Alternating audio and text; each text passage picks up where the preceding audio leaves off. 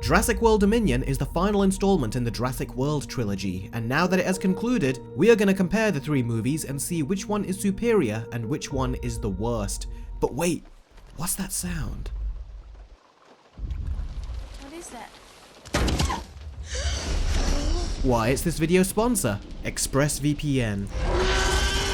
Expressvpn is a virtual private network that gives you access to all restricted parts of the internet while shielding your location and data from prying eyes. Expressvpn puts a stop to this by rerouting 100% of your network traffic through their secure encrypted servers. It's the highest rated VPN too, and as well as being used for security, it can also be used for entertainment. With Expressvpn, I've been having so much fun watching all kinds of movies and TV shows on streaming services that I originally did not have access to. For example, I've used Expressvpn on Disney Plus to watch my childhood show, Fantastic Four: World's Greatest Heroes, as well as X-Men Evolution, which is a show that I wanted to see as a kid but was unable to, and I still wasn't able to despite paying for Disney Plus. But with Expressvpn, I changed my location and then it was available. I'm near the end of season 2 right now, and I'm looking forward to watching the rest of the seasons. This wouldn't have been possible if it wasn't for Expressvpn. They have 94 countries you can choose to appear from, enabling you to access content from sites and services you otherwise wouldn't be able to. Expressvpn has you covered both with regards to entertainment and security by protecting your data and location. Click the link in the description and get 3 months of Expressvpn for free.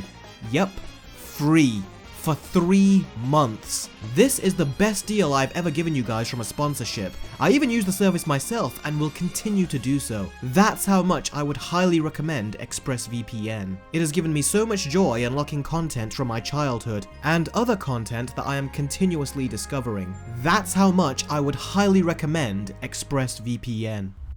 The story for the Jurassic World movie starts out really quite simple. The first movie actually shows Jurassic Park up and running as a fully working and functioning theme park, something that many of us were curious about but then wanted to see after the first Jurassic Park movie. The second movie starts to get more needlessly complicated and decides to follow the Lost World storyline and has our characters try to protect the dinosaurs from evil businessmen in suits who want to turn them into hitmen. And Bryce Dallas Howard's character suddenly decides to lead this expedition for some reason, even though this does not feel like the natural progression for her character following her role in the first movie.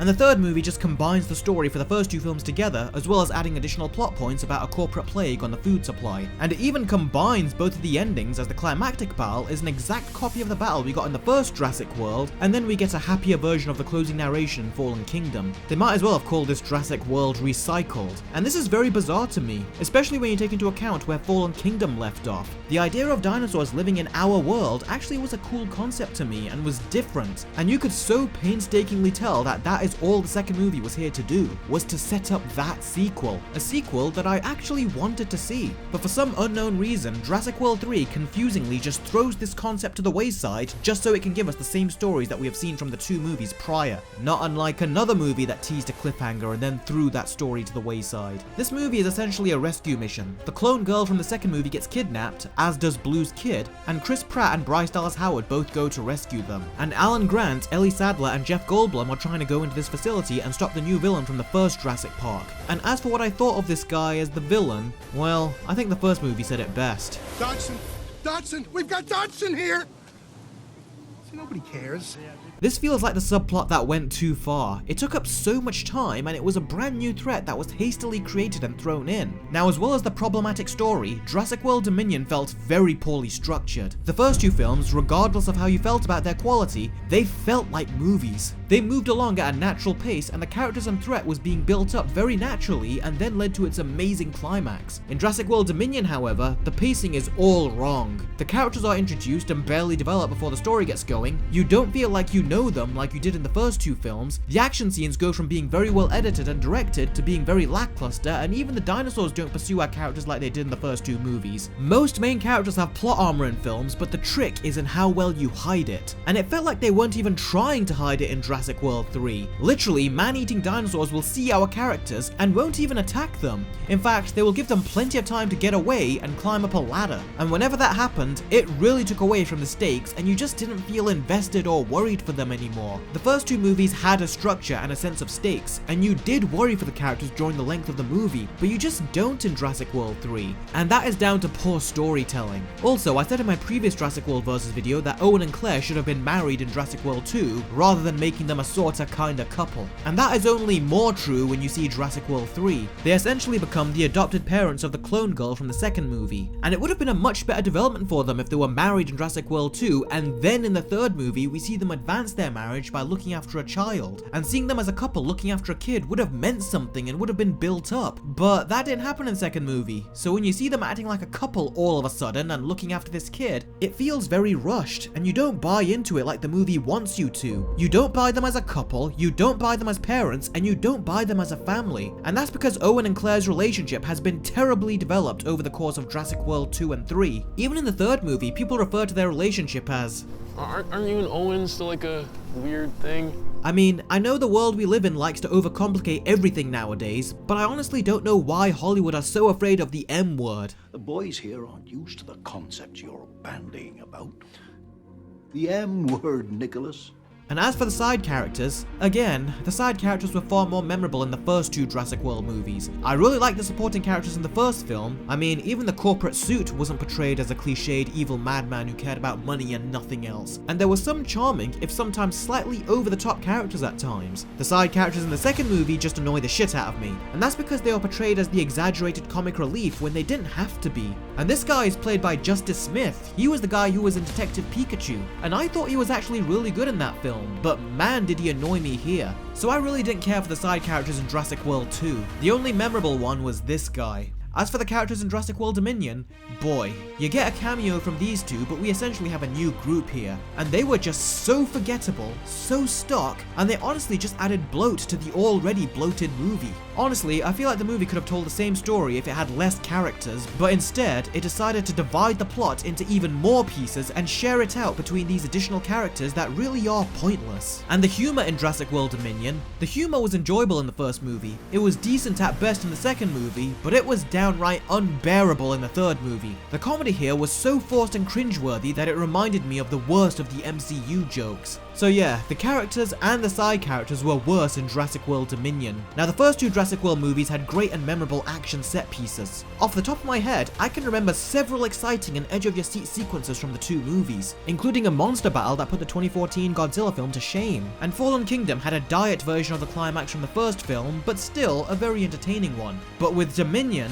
I can only remember one cool action sequence, and the rest I can barely remember. Even the ones I did remember weren't anywhere near as good or memorable as the set pieces in the first two films. There were times where the action didn't even feel like it belonged in a Jurassic Park movie, and the previous movies killed off the bad guys, including the henchmen. But Dominion is the only movie that did not kill this henchwoman, which is the least of this movie's problems, but it was something that bothered me. Even the music for Jurassic World 3 was bad. 90% of it felt like it was just there, and it mostly came across like filler music. And 90% of it didn't match the tone and vibe of the scenes, and it didn't have a recognizable rhythm that the previous two installments had. And it didn't even come close to the music from the original trilogy. It really felt like the director and composer were not on the same page and just couldn't come to an agreement. This movie is a prime example as to why the communication between a director and composer is so important. All the other Jurassic Park and Jurassic World movies didn't have this problem, but Jurassic World Dominion does. After seeing 6 Jurassic Park movies at this point, I think I figured out the formula.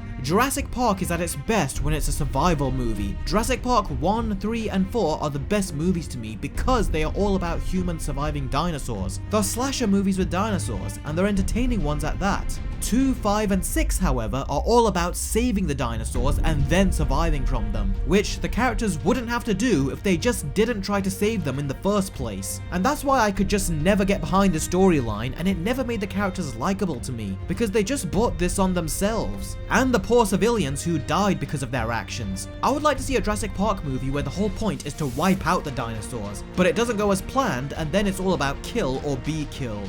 That would be different. But no, let's go save the dinosaurs again, because it worked so well the last 2 times. This scene was about the only successful attempt at getting that message across in my opinion. And at the end of Jurassic World Dominion, they tried to talk about how beautiful it is to coexist with dinosaurs, and then they showed this thing swimming around with other ocean life, and I just can't help but think that this thing has got to go, because it can and has killed many people who are swimming or fishing in the ocean. It's not a beautiful sight like the movie is trying to make out, it's essentially Jaws 5, and they're making it seem so whimsical. Aside from the misguided message, these new characters got progressively worse and less interesting as the Jurassic World films went along, so much so that even the original characters got worse. They felt thrown into a storyline that didn't need them. Literally, take out this one pointless subplot, then their characters would be useless. The story for the first Jurassic World was simple. The story for Fallen Kingdom got silly and was about saving the dinosaurs, and then the third movie was about a rescue mission and stopping an evil corporate dude from destroying the food supply on Earth. That's essentially what the story for this movie was all about. The dinosaurs living on Earth with everyone else?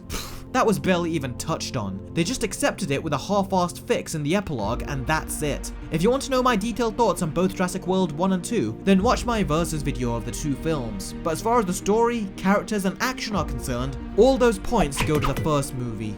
It's time for the scores. Jurassic World 1 is a fun movie that brought Jurassic Park to life as a fully functioning theme park, which is something that we all wanted to see. And it also did a very good job at introducing consumerism and corporate greed as the motivation for this new breed of dinosaur. And it also humanized the evil men in suits and didn't make them typical and cliched evil bad guys. And I overall had a fun time with it, and I thought the movie got better on my second viewing.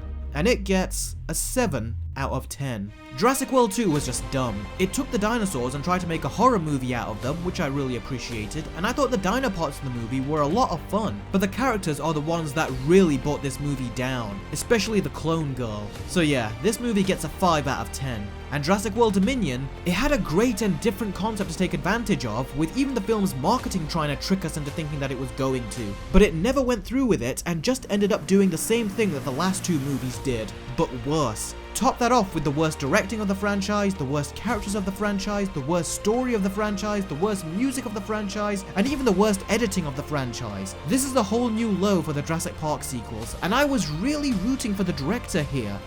But unfortunately, the movie gets a very low 3 out of 10. It's genuinely sad to see this happen, as I really like this director, but I don't know what happened. The movie was the least captivating Jurassic Park film I have seen, and I just felt bored about 10 to 15 minutes into the film. The film really did feel like it was just recycling stuff that we had seen in the previous movies. It even copy and pasted the final action scene from the first movie, only now you could barely see what was going on. Even the effects were inconsistent as well. The dinosaurs would look great in several scenes, and then they'll look like obvious CGI. This movie was just a disappointment. It focuses attention on too many things, all of which were the wrong things to focus on. If it focused on one plot point, that being hunting the dinosaurs, then the film would have been much more interesting to watch. Instead, I feel like this movie ended the trilogy with a cough rather than a roar.